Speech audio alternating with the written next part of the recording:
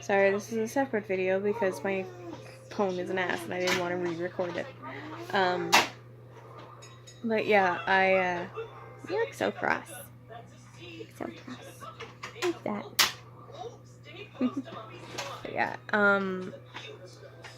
I told my father, but I got him, he was driving me to work one day, and I was just immediately into tears and saying, I have to tell you, and I don't want you to be disappointed in me, but I'm pregnant again, and I'm 20 weeks already, and everything seems to be fine, and we're gonna figure out what the baby is, a boy or a girl, in a few weeks, and I told Mom not to tell you because I wanted to make sure everything was okay before I told everybody. And we sat in the car. I was almost late for work because I sat in the car and we were both kind of crying or tearing up and stuff because he kind of felt hurt. Maybe he didn't ever really said how he felt.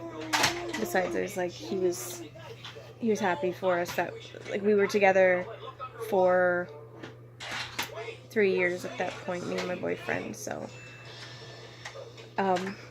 it was a much better situation, and I was almost done of my school and everything, so it was a lot better than a better situation in their eyes than my first pregnancy. And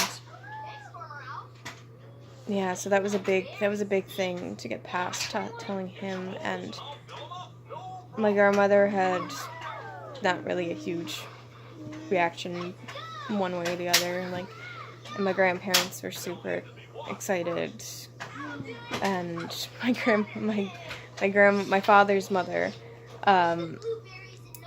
she predicted that it was a boy, and she predicted that she was a girl, so she's a little witchy there somehow. But she was always right with every pregnancy, pretty much, in our families. Yeah, and we knew, I told Tyler, my boyfriend, that I was like, you can pick the name, because it's a boy, and I'll pick a name if it's a girl. And when we found out it was a boy, we already had Athrun's name picked out. And everyone was like, what's that? And my grandmother kept saying aspirin instead of Athrun, like Athrun. Say hi? You waving hi?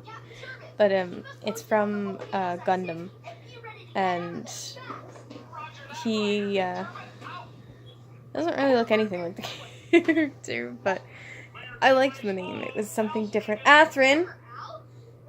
No! There. Good job. There. Down. Trying to stick his hand in the toilet, because boys leave the toilet seat up. I was feeding her, so I couldn't put it down. But anyway, yeah, he was due the 1st of October, and 1st of October came, and I was already ready. I was like, I just want to have my baby already. I want to hold him and snuggle him and everything, because I went through a whole summer, and it was like a super hot summer, and I was dying, and I just wanted him out. And he didn't come until October 3rd. I was actually in labor for quite a long while. I went in with I was only 3 centimeters and only 3 centimeters dilated, but I was in so much pain. I have a very low pain threshold, so they had me on Dilaudid, and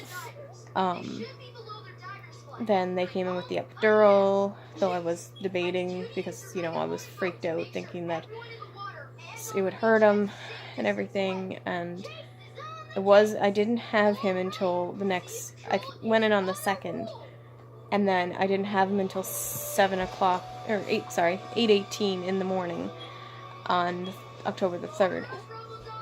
And he came pretty slowly. He took his time, though I was only pushing for about 15 minutes, 45 minutes. It was a while, and When he first came out, they brought him over to assess him and stuff, but he didn't scream right away, and that freaked me out. And I was like, oh my god, why isn't he screaming? And my boyfriend was like, why would you even ask that? And it's like, because he should be screaming, but it was because he was so groggy from the Dilaudid and the epidural and everything, and I had the epidural for so long, and I needed to be induced because the epidural actually almost stopped completely my contractions, so I had to be induced, and yeah, it's a pretty intense time with with labor and delivery with him, but he came out a healthy 7 pounds, 13.8 ounce baby, and yeah, and he was long at 20 1/4 inches. And then next vlog, I'm gonna talk about this little missy and when she was in my belly.